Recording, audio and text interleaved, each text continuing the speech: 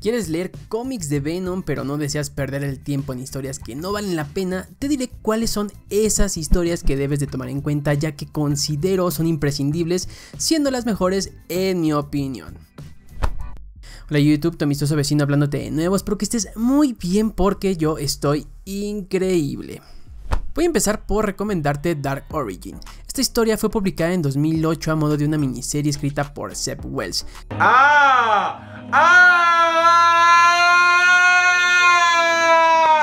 Yo sé que hoy en día escuchar el nombre de Zeb Wells resulta incómodo para cualquier fanático de Spider-Man, pero te juro que esta historia vale toda la pena. El escritor vuelve a adentrarse en el origen del villano presentando la historia original que conocimos en los 80s, pero agregando detalles y pasajes mucho más oscuros sobre lo que ocurrió en aquellos días.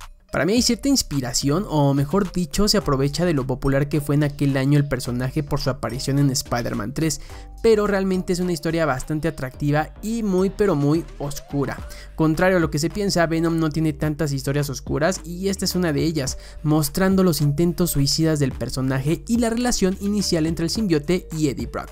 El arte también es bastante agradable, así que si quieres saber un poco más sobre el origen clásico del villano, pero con tintes oscuros de nueva generación, Dark Origin es la mejor opción, te la garantizo. Después pasaré a Ultimate Spider-Man.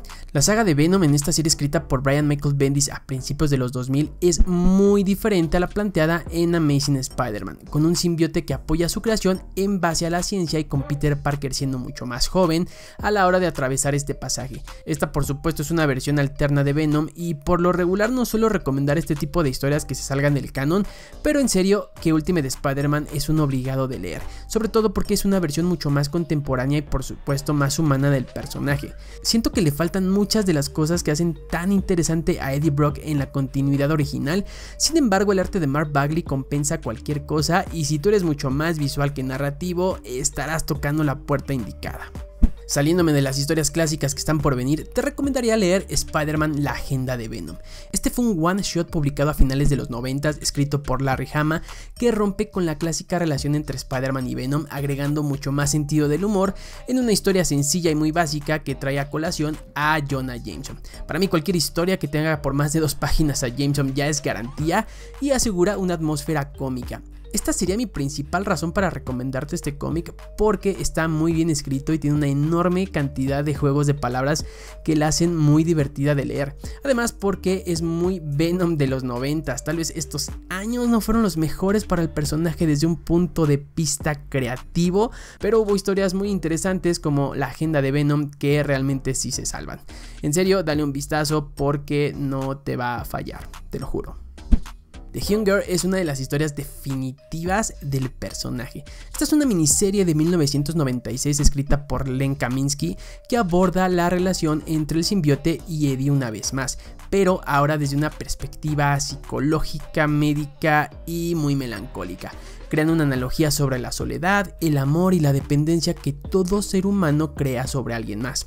En estos años Venom no era tan aterrador y Marvel publicó muchas historias de este tipo que le hacían ver más inofensivo, pero The Hunger es en realidad una muy buena historia que aprovecha este giro para redefinir una vez más la relación entre Eddie y Venom, sacando a relucir el famoso dato sobre su gusto por los cerebros y cómo Eddie encontró la cura hacia esta adicción, ofreciéndole chocolate, alimento que contenía la misma sustancia que se encuentra en el cerebro humano que va ligada al amor. En teoría el simbionte siempre ha necesitado del amor para sobrevivir. Definitivamente podría ser considerada una historia romántica y yo pienso que sirvió de inspiración para las películas de Tom Hardy. Lee esta historia y regresa a dejarme tu opinión.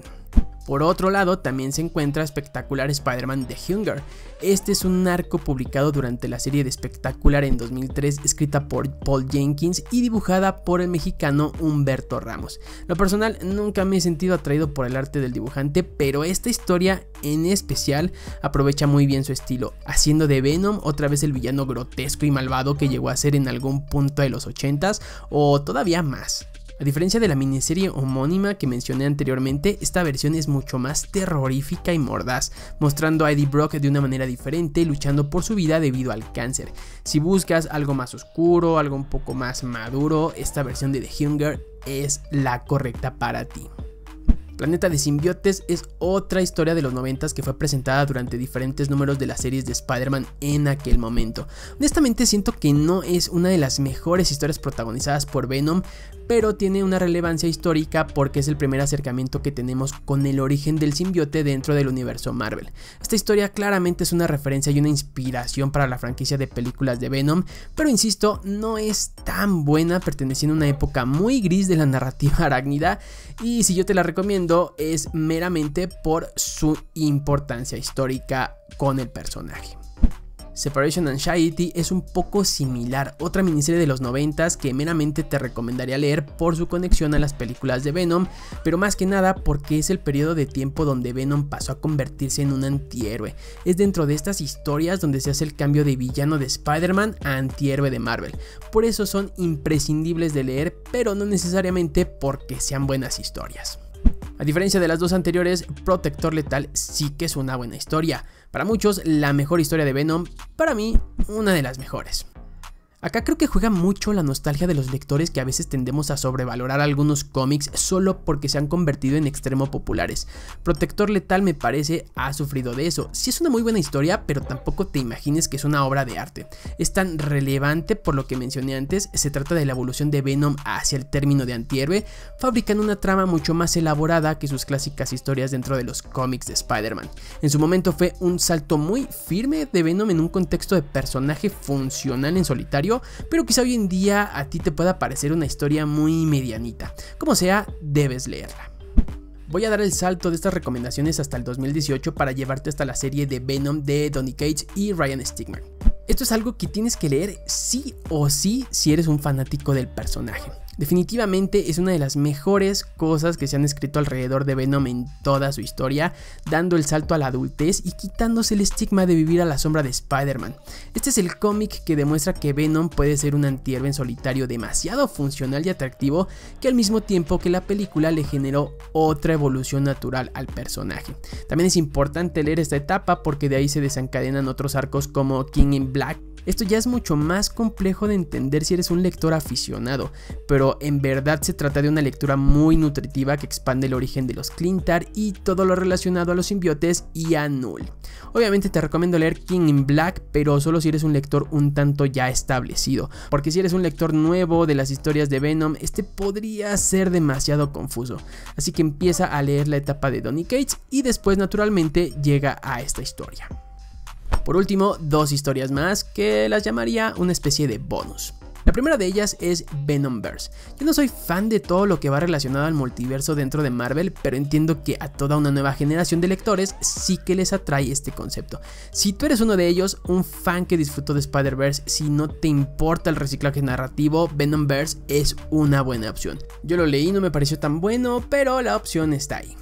La segunda historia que cierra estas recomendaciones es El Agente Venom. Dejé esta historia al final porque se aleja bastante de la mitología de Venom y su relación con Eddie Brock, que me parece es el tema central de este video. Sin embargo, se trata de una buena historia y un concepto bastante interesante. Flash Thompson es un soldado ultra patriótico que utiliza el simbiote en una idea salvaje que funcionó bien por un muy buen tiempo y que sí recomendaría leer en algún momento para descansar del concepto clásico.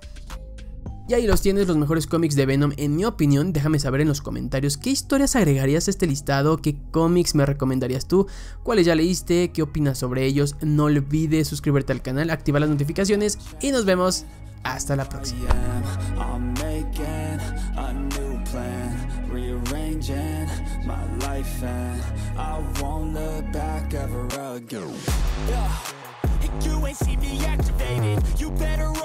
You never see me agitated. I think about my